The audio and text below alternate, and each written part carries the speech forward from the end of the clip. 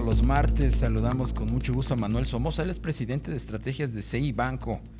¿Cómo estás, Manuel? Muy buenas tardes. Darío, muy buenas tardes. Rogelio, buenas tardes. Buenas tardes, Manuel.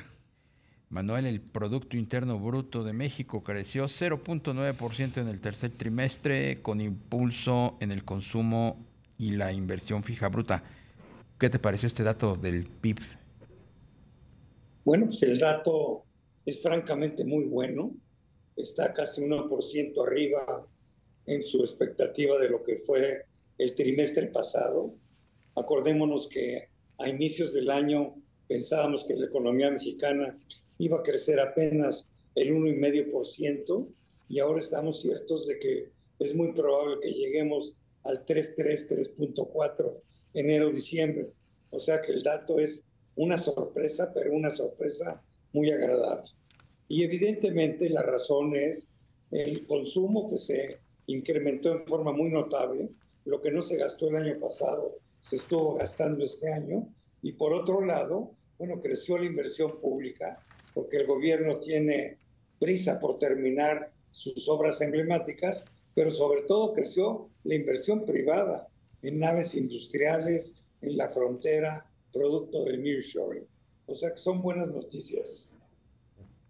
Manuel, concluyó octubre que pues suele ser un mes que no es bueno para las bolsas, pero ¿cómo se comportaron los fondos de inversión de Cibanco?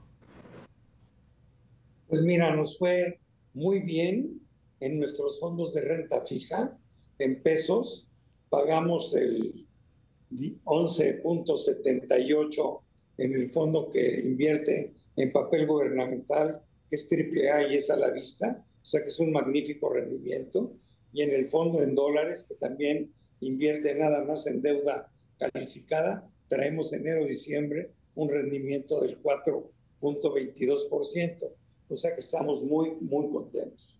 En octubre sí tuvo una baja importante el fondo que manejamos en la Bolsa Mexicana de Valores, pero mantiene un rendimiento anual del 10% contra el índice de la bolsa que apenas ya ha crecido el 1%.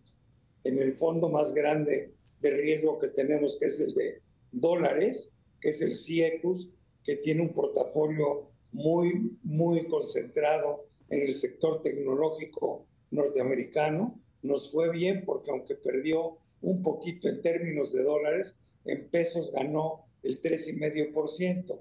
Ese fondo ha dado en pesos el 30% y el 43% en dólares. O sea que son francamente buenos resultados, creo yo. Esperemos que noviembre se comporte mejor. Lo que fastidió el mes de octubre fue primero, bueno, pues la invasión de Hamas a Israel, que no estaba contemplada en ningún análisis, en primer lugar, y en segundo lugar, un discurso muy confuso del señor Powell en el Club de Economistas de Nueva York, que simplemente generó mucha incertidumbre. Pero hoy, a un día de que salga la Reserva Federal, ya estamos seguros de que la tasa de interés no va a subir mañana, a pesar de todas las amenazas de Powell. En lo que sí todo el mundo está de acuerdo, en que se va a quedar ahí mucho tiempo, probablemente no veamos la primera baja, sino hasta el último trimestre del año entrante. Pero yo creo que noviembre debe ser mejor y además impulsado porque los resultados de las empresas de Nueva York al tercer trimestre han sido muy por encima de los estimados. Se dio una toma de utilidades por la incertidumbre de los temas geopolíticos, pero yo creo que eso está francamente superado. Sigue el riesgo de la guerra de Israel y Hamas, y que puede escalar, y esto sería un nuevo descalabro, pero esperemos que se mantenga como hasta ahora en un ámbito estrictamente regional. Manuel, el tipo de cambio también no se sustrajo a esas declaraciones erráticas de Jerome Powell, y junto con la guerra en el Medio Oriente y los datos de la economía global pues hicieron que octubre fuera pues un mal mes para Pues nuestra sí, moneda.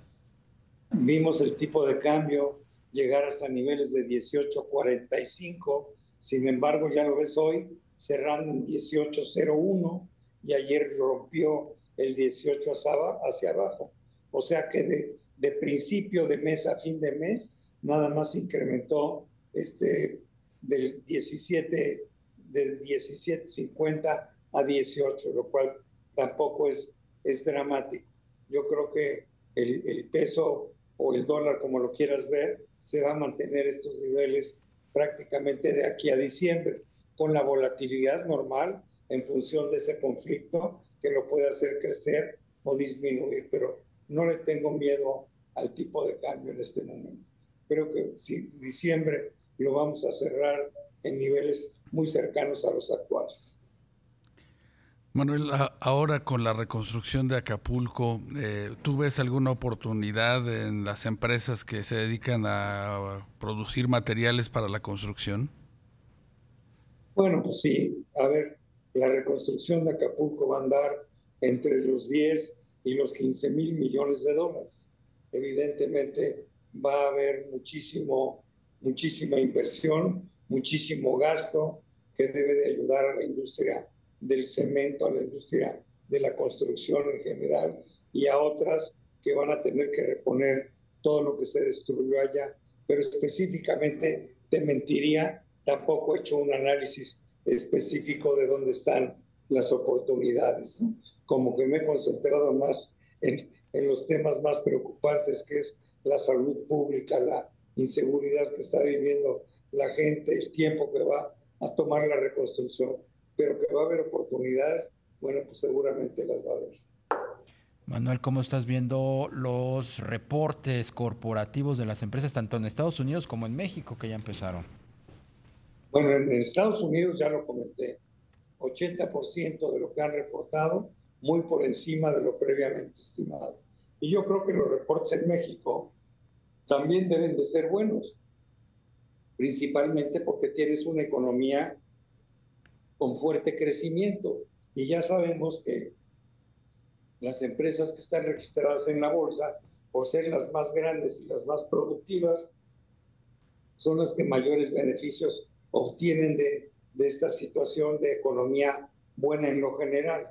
Ahora va a haber algunas afectadas, como es los aeropuertos, por la decisión que tomó el gobierno de forma unilateral subir las tarifas, pero el sector minero se ve razonablemente bien, también el de la construcción, también el del cemento, el consumo, yo creo que se va a disminuir porque su buen año fue en este 2023, pero en general veo los reportes también mejor de lo esperado. Los bancos, Manuel, ¿cómo observas el desempeño de la banca tanto en Estados Unidos como en nuestro país? Bueno, en Estados Unidos fueron los primeros en reportar. Empezamos con JP Morgan Chase, Bank of America, Wells Fargo, Goldman Sachs, todos con resultados muy por encima de los previamente estimados. O sea que veo a la banca norteamericana bastante bien capitalizada y además aprovechando mayores beneficios, mayores márgenes por los incrementos que ha habido en la tasa de interés. Y por el otro lado, no se ha notado un incremento importante en la morosidad. Y en México, aunque no lo crean, el crédito también está bastante fuerte. Aquí me preocupa mucho más porque la tasa de interés sí está bastante pesada y esto podía incrementar la morosidad, pero los grandes bancos están muy bien capitalizados también, no veo ningún problema. Y otros bancos pues también están bien, por ejemplo, nosotros en Cibanco estamos muy bien capitalizados, somos un banco de nicho y tenemos un nicho que nos está dejando muy buenos ingresos, que es el cambiario. Entonces, no tengo mayores preocupaciones en la banca formal. Mis preocupaciones en México están más en la banca informal. Sofones, Sofipos, empresas que no están tan bien reguladas como si estamos los bancos comerciales. Manuel, ¿dónde los pueden localizar y cómo los pueden localizar? Sí, que nos llamen al 55 600 1586. Yo creo que después de las contracciones que vimos en agosto, septiembre y octubre, los mercados, tanto en México como en Estados Unidos y en Europa, están llenos de oportunidades. Bien. 55 1100 1586. Manuel Somoza, presidente de estrategias de Cibanco. Muchas gracias, como siempre, por la comunicación con nosotros. Gracias, Darío. Gracias, Rogelio. Buenas tardes. Buenas semanas.